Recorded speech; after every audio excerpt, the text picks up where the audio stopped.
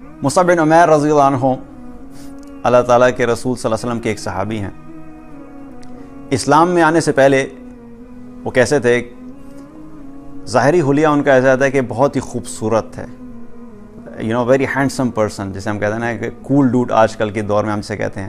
Very good looking, handsome, اور کپڑے پہننے کا شوق تھا، نئے نئے کپڑے پہنا کرتے تھے، اور خوشبو کیسی لگاتے تھے کہ سب سے اعلیٰ خوشبو استعمال کیا کرتے تھے. آج کے دور میں تو ہم خیر پرفیوم کی جب بات کرتے ہیں تو ہمارا پرفیوم ہماری ضرورت میں آ گیا نا، لگژری نہیں ہے. اس وقت کے دور میں خوشبو لگانا ایک لگژری آئٹم میں ہوتا تھا، اور عام خوشبو بھی نہیں بلکہ سب سے اعلیٰ خوشبو لگایا کرتے تھے. آج کے دور میں تو 150 روپے کا ڈیوڈرنٹ مل جاتا ہے، اس پہ لگا کے ہم خوش ہوتے ہیں.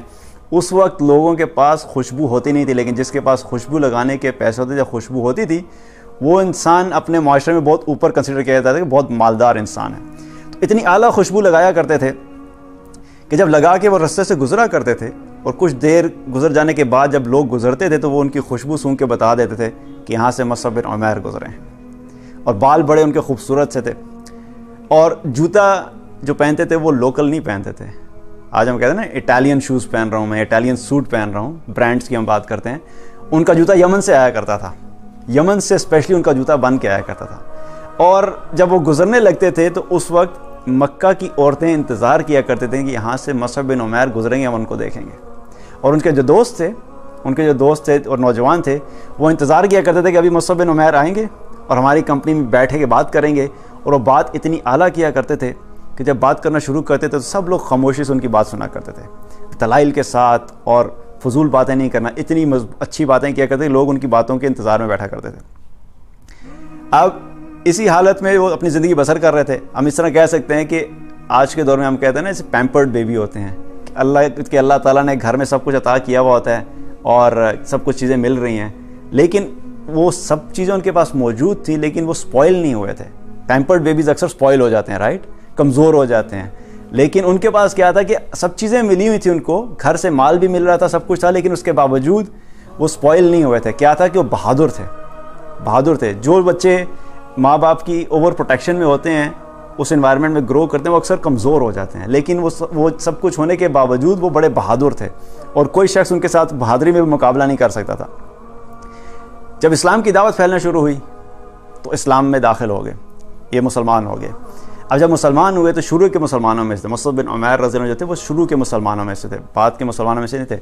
دار ارقم میں جا کر رسول اللہ صلی اللہ علیہ وسلم سے دین سیکھا کرتے تھے، وہاں پہ عبادت کیا کرتے تھے. ایک دن ان کے دوست نے دیکھ لیا ان کو دار ارقم جاتے ہوئے، اور ان کے دوست نے جا کے ان کی ماں کو بتا دیا، ان کی والدہ کو بتا دیا کہ یہ مسلمان ہو گئے، یہ محمد صلی اللہ علیہ وسلم کے دین پہ چلے گئے. اور مصعب بن عمیر بہادر تھے لیکن ڈرتے کسی سے نہیں تھے. لیکن ایک شخصیت ایسی تھی جن کے سامنے وہ بالکل خاموش رہتے، جن سے ڈرا کرتے تھے، وہ ان کی والدہ تھی. اپنی والدہ کے سامنے کوئی بالکل آواز نہیں نکلتی تھی. جسے ہم کہتے ہیں نا گگی گم ہو جانا، تو اپنی والدہ کے سامنے بالکل خاموش، ویسے کسی سے نہیں ڈرتے تھے. اب والدہ کو خبر پہنچ گئی کہ مصعب بن عمیر جو مسلمان ہو گئے ہیں، تو والدہ کو بڑا غصہ آیا. انہوں نے کہا آج آنے دو گھر، دیکھ لیتی ہوں میں. جب گھر پہنچے تو آگے والدہ نے کچھ لوگوں کو اکٹھا کیا ہوا تھا، اور اس میں تھا کہ ان کی آج جو ہے نا خبر لی جائے گی. جب گھر پہنچے تو والدہ نے ان کو نا تھپڑ مارنے لگی، یوں ہاتھ اٹھایا تھپڑ مارنے کے لیے. تو لوگوں نے روک دیا، ان کی والدہ کو روک دیا کہ نہیں ابھی مت کچھ کہیے، ابھی نیا جوش ہے تو خود ہی سیٹ ہو جائیں گے. تو وہ خاموشی سے یوں کھڑے رہے، کوئی رسپونڈ نہیں کیا. سلسلہ چلتا رہا. والدہ نے منع کیا ان کو کہ اس دین سے واپس پھر جاؤ، لیکن وہ اس دین پہ قائم رہے. ایک وقت ایسا آیا کہ جب والدہ بالکل ان کی اس چیز سے عاجز آ گئی کہ یہ دین کو نہیں چھوڑ رہے، تو انہوں نے کیا کیا، انہوں نے کچھ لوگوں کو بلایا، انہوں نے کہا کہ اس کو کرسی پہ رکھ کے رسی سے باندھ دو. تو رسی سے باندھ دو، اب یہ مزید باہر جا کے اس دین کی جو دعوت کے کام میں لگا ہوا ہے اس کو روک دو. جب وہ لوگ ان کو باندھنے کے لیے قریب آئے تو انہوں نے کہا کہ مجھے جس نے بھی ہاتھ لگایا نا تو میرے ہاتھوں قتل ہو جائے گا. اب وہ لوگ ان کو جانتے تھے کہ یہ جس چیز کا ارادہ کر لیتا ہے اس کا بڑا پکا ہے، اور بہادر بھی تھے، تو کسی نے ہمت نہیں کی ان کو باندھنے کی. اور جب والدہ نے دیکھا کہ یہ تو اس سے پیچھے نہیں ہٹ رہا، تو والدہ نے غصے میں آ کے کیا کہا کہ اس گھر سے نکل جاؤ، اگر تم محمد کے دین کو نہیں چھوڑ سکتے تو تم اس گھر کو چھوڑ دو. اب بہت بڑا فیصلہ تھا زندگی کا. ہماری زندگی میں بھی وقت آتا ہے نا، کئی دفعہ ہمیں فیصلے کرنے پڑتے ہیں. ایک طرف دنیا ہے، دنیا کی مال و دولت ہے، اعلیٰ پوشاک ہے، اعلیٰ کپڑے ہیں، خوشبو ہے، اور دوسری طرف کیا ہے، ایسا دین جس میں صرف اس وقت مصیبتوں اور مشکلات کے علاوہ کچھ بھی نہیں ہے. جو بھی دین میں آ رہا ہے اس کے کھاتے میں صرف اور صرف مشکلات ہی آئیں گی. جب والدہ نے یہ کہا کہ تم اگر دین نہیں چھوڑ سکتے تو گھر کو چھوڑ دو، تو انہوں نے کہا ٹھیک ہے اماں جان میں گھر کو چھوڑ دیتا ہوں، اور نکلنے لگے. جب نکلنے لگے تو جو ماں نے جو چیزیں مال و دولت دیا ہوا تھا، انہوں نے کہا جو سب کچھ تمہارے پاس ہے تم گھر چھوڑ کے جاؤ گے، یہاں سے کچھ بھی لے کر نہیں جاؤ گے. سب کچھ دے دیا. نکلتے ہوئے صرف اپنے جسم پہ ایک کپڑا تھا وہ پہن کے جا رہے تھے. انہوں نے کہا 1 منٹ رکو، یہ جو کپڑا پہنا ہوا ہے اس کپڑے کو بھی اتارو، یہ کپڑا بھی اس گھر کا ہے، اس گھر سے یہ کپڑا نہیں جائے گا. ان کے کپڑے بھی اتروا دیے. انہوں نے کہا ٹھیک ہے اماں جان اگر کپڑے اتروا رہی ہیں تو کم سے کم مجھے کوئی 2 ایسے کپڑے لینے دے جس سے میں اپنا جسم تو کور کر سکوں، سطر تو کور کر سکوں. تو والدہ نے 2 ٹاٹ پکڑے اور یوں اٹھا کے پھینکے کہ یہ لو پکڑو. اب وہ 2 ٹاٹ پہن کے کپڑے پہن کے نکل گئے. والدہ سے آخری الوداعی ملاقات ہو رہی ہے. نکلنے سے پہلے اپنی والدہ کو کہتے ہیں اماں جان میں آپ سے کہتا ہوں کہ ایک دفعہ کہہ دیں لا الہ الا اللہ محمد رسول اللہ، ایک دفعہ کلمہ پڑھ دیجیے. تو والدہ نے کہا کہ جب تک میرا ہوش ہے، جب تک میں ہوش میں ہوں میں تمہارے دین پہ کبھی نہیں آؤں گی. اور ان کی آنکھوں میں آنسو آئے کیونکہ خود انہیں پتہ تھا کہ اللہ کے دین پہ چلیں گے تو کامیاب ہوں گے. تو جب ان کی والدہ نے کلمہ نہیں پڑھا تو اس طرح روتے وہاں سے نکل گئے. اب وہی مصعب بن عمیر اعلیٰ کپڑے پہننے والے رسول اللہ صلی اللہ علیہ وسلم کے پاس پہنچے.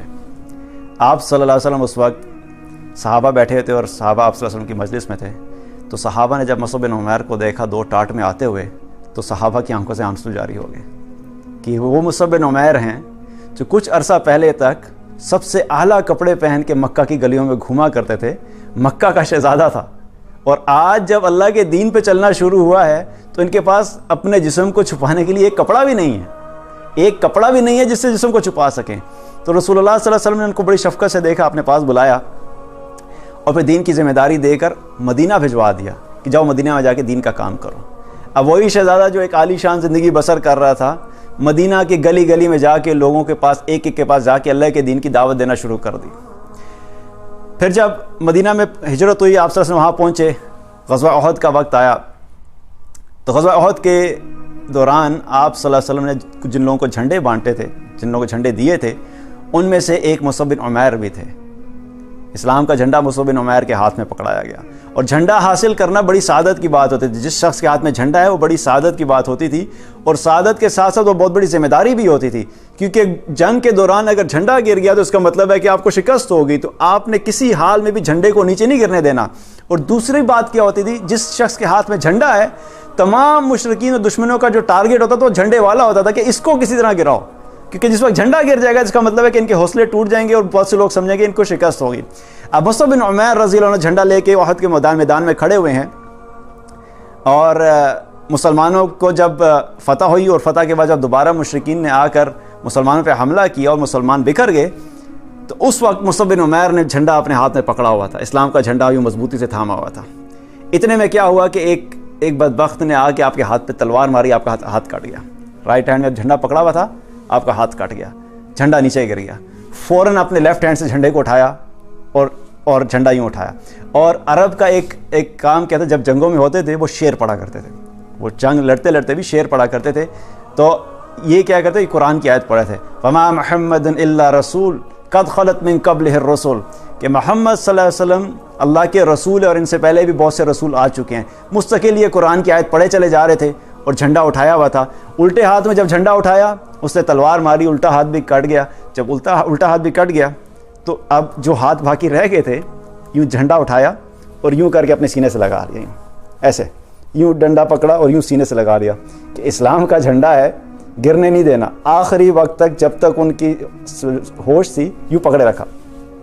جب یوں پکڑا اتنے میں کیا ہوا کہ ایک نیزہ آیا اور آ کے آپ کے سینے کے پار ہو گیا. اور جب نیزہ لگا آپ کو اور آپ وہاں پہ گر گئے اور جھنڈا گر گیا. اور پھر علی رضی اللہ عنہ نے جھنڈے کو اٹھا لیا. جب جنگ ختم ہوئی تو آپ صلی اللہ علیہ وسلم میدان احد میں گزر رہے تھے اور دیکھ رہے تھے، وہاں پہ شہداء کو دیکھ رہے تھے. تو گزرتے گزرتے آپ صلی اللہ علیہ وسلم کی نظر پڑی مصعب بن عمیر پہ. مصعب بن عمیر کیا دیکھتے ہیں، بال بکھرے ہوئے، خون میں لت پت. آپ صلی اللہ علیہ وسلم جب ان کو دیکھا تو آپ صلی اللہ علیہ وسلم کی آنکھوں سے آنسو جاری ہو گئے. آپ کی آنکھوں سے آنسو جاری ہو گئے اور آپ کے پاس کھڑے ہو کے کہنے لگے کہ میں نے مصعب کو دیکھا ہے مجھے مصعب کا وہ وقت بھی یاد ہے کہ مکہ کے گلیوں میں ایک شہزادوں کی طرح گھوما کرتا تھا، اعلیٰ پوشاک پہن کے، خوبصورت بالوں کے ساتھ یہ مکہ کی گلیوں میں شہزادوں کی طرح گھوما کرتا تھا۔ اور آج کیا وقت ہے کہ ان کا جب جسم چھپانے لگے تو جسم چھپانے کے لیے ایک چادر تھی، ایک چادر، وہ چادر اتنی چھوٹی تھی کہ جب چہرے کو کور کرتے تھے تو پاؤں ننگے ہو جاتے تھے، اور جب پاؤں کو کور کرتے تھے تو چہرہ ننگا ہو جاتا تھا۔ تو آپ سے فرمایا کہ چادر کو چہرے پہ ڈال دو اور پاؤں پہ گھاس ڈال دو، اور پھر آپ سے نے فرمایا کہ اللہ کا رسول اس چیز کی گواہی دیتا ہے کہ تم قیامت کے دن شہداء میں شامل ہوگے۔ اللہ کا رسول اس چیز کی گواہی دیتا ہے کہ تم قیامت کے دن شہداء میں شامل ہوگے۔ 40 سال کی عمر تھی، 40 سال کی عمر میں انہوں نے شہادت پائی۔ تو ہمارے لیے کیا پیغام ہے؟ ہم تک جو دین پہنچا ہے وہ ایسے ہی نہیں پہنچ گیا۔ صحابہ نے بہت قربانیاں دی تھیں، جب مال کی قربانی کا وقت انہوں نے مال کو قربان کیا، جب جان کی قربانی کا وقت انہوں نے جان کو قربان کیا۔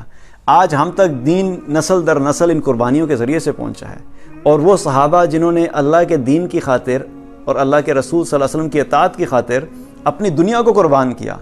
آج ہم لوگوں کے پاس جب سچویشن آتی ہے کہ جب ہم نے آخرت اور دنیا کے مقابلے میں فیصلہ کرنا ہوتا ہے تو ہم کس چیز کو چوز کرتے ہیں؟